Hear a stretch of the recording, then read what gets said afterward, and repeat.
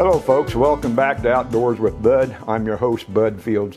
Today I'm honored to have a good friend of mine. Don and I have been friends for several decades. At one time he was a manager of a Dodge dealership. I was. And tell you one thing about it, you know, doctors don't make house calls, but he knew I was looking for a truck. I wanted one of the new Dodge Rams when they changed the body styles, and at that time everybody wanted them, and there was like a year and a half waiting list. Well, he got in a real nice little Dakota, and he knew that at the time I was driving the Dakota, so he said, "I'd like to bring this over for you to see." I said, "Don, doctors don't even make house calls, but salesmen do that sells trucks." Well, he come over, and we looked at the truck. Well, ended up buying it, but never regretted it. And Don and I have been close friends, and I met him over at another bass fishing club at Logan Sport, fished together a number of times, and Kokomo Bass Anglers, and he's here today to represent the Kokomo Bass Anglers out of Kokomo, Indiana. Don, welcome to the program. I'm glad you can make it, and I hope you're getting over your surgery on your knee and everything. Oh, it's doing good. Well, that's fantastic. I just tell everybody it was a war scar. Yeah. Well, bending down, lower lipping them fish in the boat, yeah. I mean, that takes a toll on this guy. Well, I can't get down there anymore. Well, I can get down, but I can't get back up. Yeah, exactly. But Don, if you will, kind of give us a little bit of information about the history of the club, maybe some of the past events that the club had, maybe not still doing anymore, but we've done in the past, and maybe, hopefully, somebody out there that likes to fish for bass might be interested in joining the club and advancing their fishing ability. Well, the club's been around since 1971. I was still in high school, and I'm fixing to turn 70, so we're in our 54th year. Mm-hmm. At one time, years ago, they had a limit of 40 members, and they had waiting lists of people to get in. I was on that list for several years. Yeah. They took the black balls off of your name and let you in. Yeah. They told me I couldn't tell any more jokes, so I went to... That's never been successful, that's for sure. But so we're in our 54th year. Several of the members have been there in excess of 30 years. So the beauty about the Bass Club is I don't own a boat. I don't need to own a boat. I am paired with one of the guys when we draw for our tournaments. I fish with, I'm considered a non-boater, and they'll pull my name out and pair me with whoever is fishing that tournament. So you get to meet a lot of people. You rotate among different people. Mm-hmm. But what we really would like to have is some younger members, and they don't need a boat, and just enjoy going fishing. We do about 8 tournaments a year. Last weekend, the boys were up in Muskegon. I could not go due to some issues with my wife, but so I had to stay home. But they had a really good tournament up there. Usually once a year we have in June typically, we have a 2-day tournament, oftentimes in Michigan, but we've done it at West Boggs. We had a really good tournament down there a few years back. Mm-hmm. And, we've done them at Moreau. We try not to go terribly far. Our regular tournament schedule usually is within no more than an hour and a half from Kokomo. So we make it a 1-day tournament. We get up there, kick off at daylight. But we invite anybody just to come and see us and just talk with us and maybe decide they want to fish. You don't need to be a professional. There are a couple really good fishermen in the club, but I'm not one of them. So I can help you hold down the anchor. But one of the things they've participated with, probably since day one, was the Moose Carden Kids Fishing Clinic. Correct, yes. And I just got a note from John Martino yesterday. And if you're out there and you want to donate the use of your boat and take out some kids, they desperately need some boat captains. And this year it's the 40th annual one. Mm-hmm.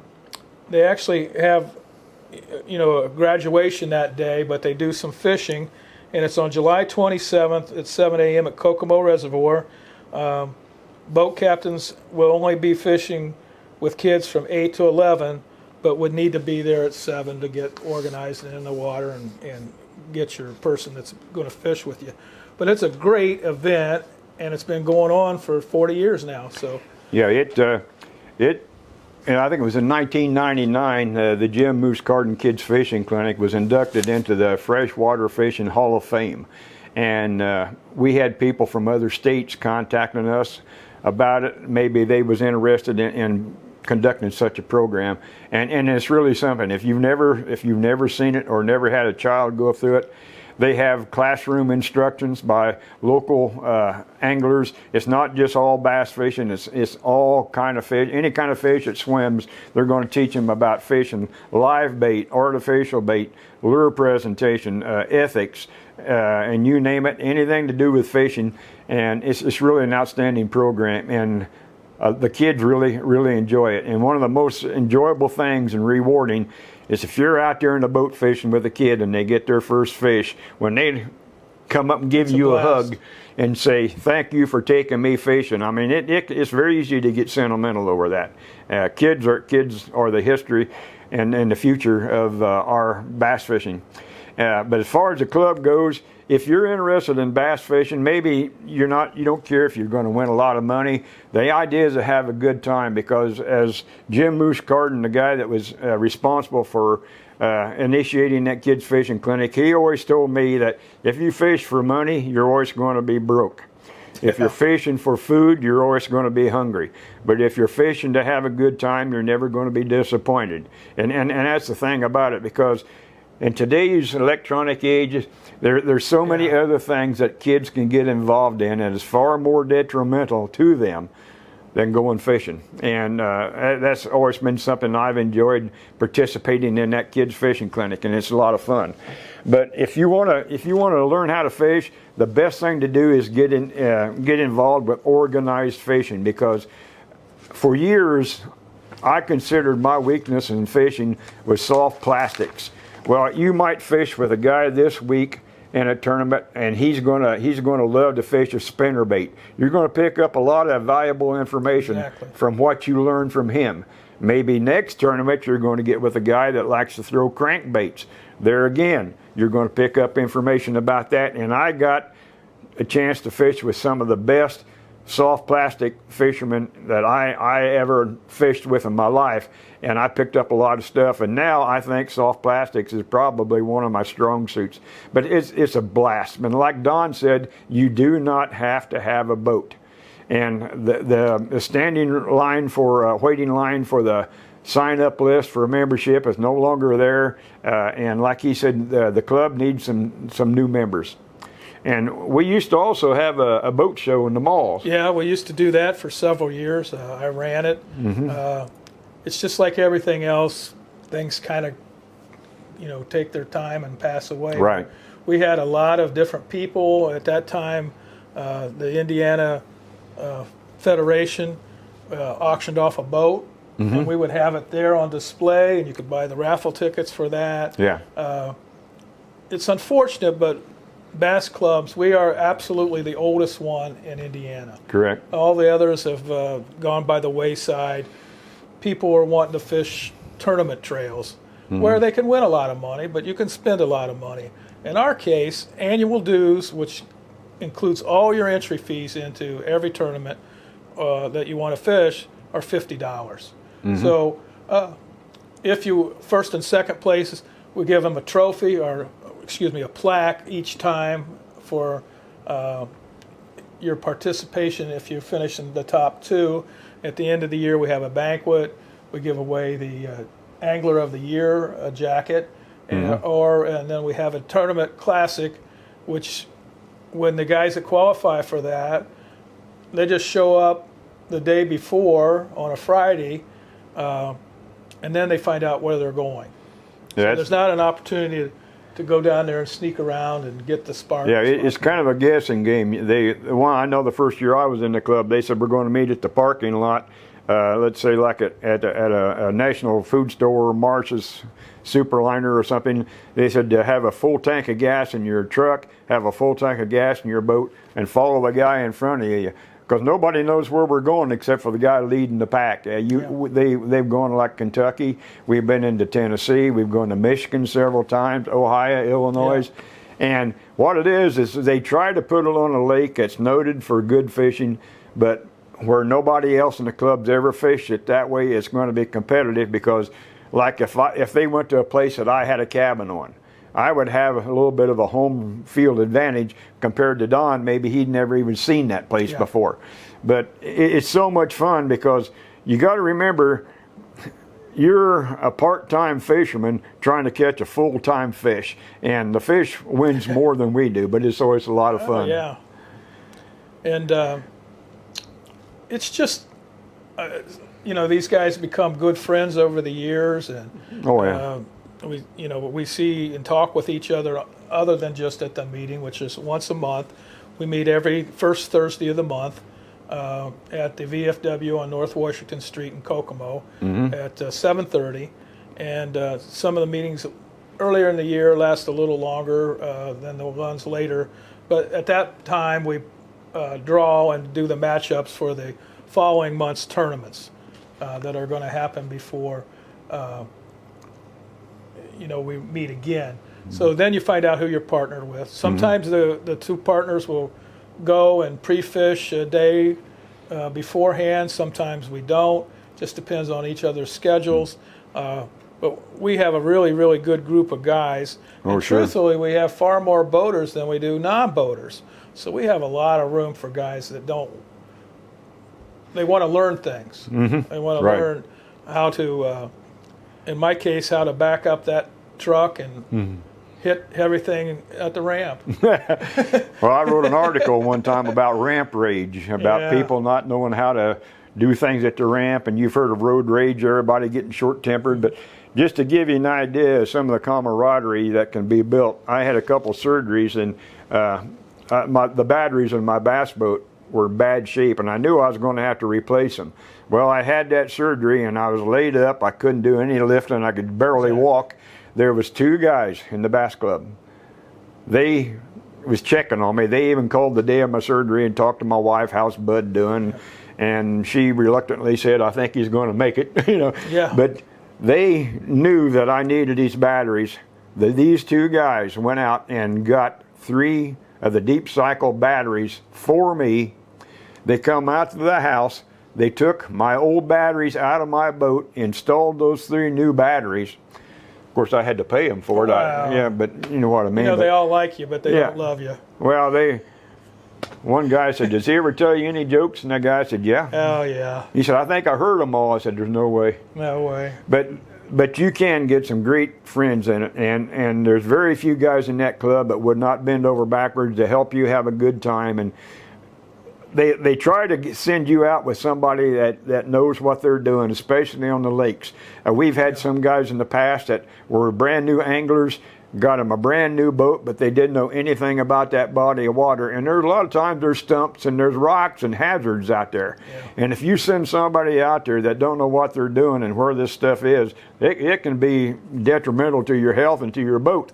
Well, it's expensive. They always try to put you with somebody that's familiar with that body of water. Now, I'm not going to say he's going to tell you where the fish are or how to fish, but if he's on fish, there's a good possibility you're going to be on fish. And the guys that own the boats are good about sharing the water with their partner. Right. Of course, they would like to catch more than you, but on the other hand, they'd like to have 5 that weigh more than your 5. But they would love it, and it happens a lot. We never know how the tournament's going to turn out. Last year on Winona in Warsaw, we had an early tournament.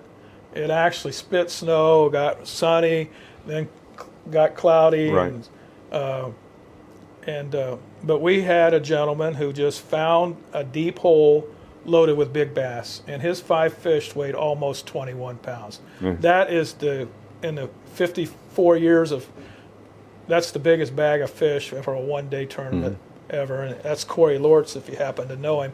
But we just have a lot of fun. That's all. It's a long day. You might get up at 4 o'clock and get home at 6 o'clock that night. But well, I had people ask me if I ever got tired of fishing. I said I've got tired from fishing, but I've never got. There was times that I was fishing sometimes 3 to 4 bass tournaments a week, and I had spare batteries at home on the charger. I'd come from one tournament, change the batteries, and go hit another tournament.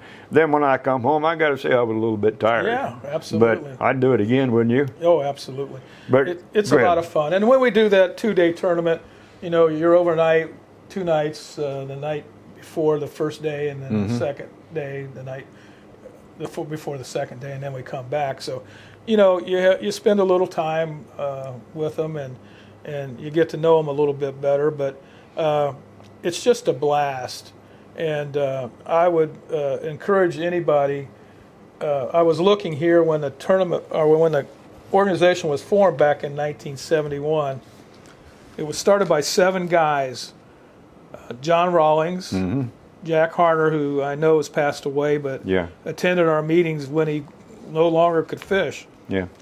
Tom Hale, Mike Lyle, Ned Seagrave, and a very familiar name if you do much reading of Bassmaster or a lot of the Louis Stout. Louis Stout. Right. And you know, so it started with a thought, and it's still going 54 years later. So well, they also have a husband and wife tournament. they do. And that's a lot of fun. And you might have a little bit of difficulty getting your wife up at quite that early. Well, you don't have to get married just to be in it. You can, No. You can bring somebody else's wife. Oh, I don't know how well that would go, but folks, yeah, if you're interested, you can contact me, and I can give you some contact information. Or you can call me. My cell phone is 765-661-2946. And I'm the secretary. Again, my name is Don Thompson. We put the findings, results in with John Martino's articles each month. So if you you might look for those and read who did what. But our next tournament will be at Lake Chapman on the 22nd. It's up around Warsaw. Yeah, and we haven't been up there for several years, so we like rotating where we've had it. And then in July, I don't remember the exact date, but we have a night tournament that starts at 11 o'clock at night, and we fish till 7 in the morning, and that one will be on Morse Reservoir. Yeah, that's a good place. So we do a couple night tournaments if you like fishing at night. Most of the tournaments are always on Saturdays. Used to be more so on Sundays, but we have a number of members that wanted to go to church on Sundays, and somehow we just moved towards that Saturday date. But we move things around, and you're going to have a blast. I promise you that. So again, just call Bud or call me, 765-661-2946. I'd love to share information with you. Would you sell them a Dodge truck or anything? Well, you know, I retired. I actually have to, a little plug, I'm now still on, I was with the Mike Anderson organization for, it's been 35, 40 years now, but I'm down to just one interest, and Mike passed away, unfortunately, about 4 years ago, and so I'm only involved in the one in Gas City now, the Chevrolet store. But yeah, I'll get you in hook with my old buddies at the Dodge store. I owned part of it with Mike for many years, and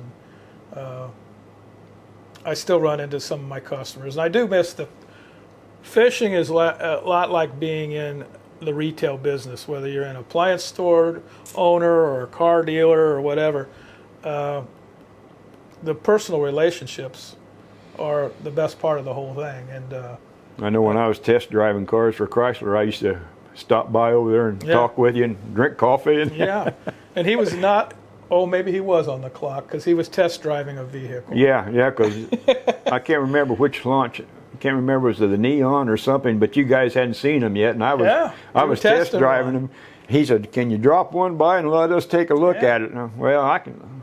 I was on the clock, so I could do that. It was promotion. But ladies and gentlemen, if you would, I mean, if you got any interest at all in bass fishing, now there are different organizations around, and I'm trying to get some guests scheduled for like some of the catfish clubs, crappie fishing, carp. They're even fishing for carp now. But if it swims, it's a lot of fun. So I want to thank you folks for tuning in.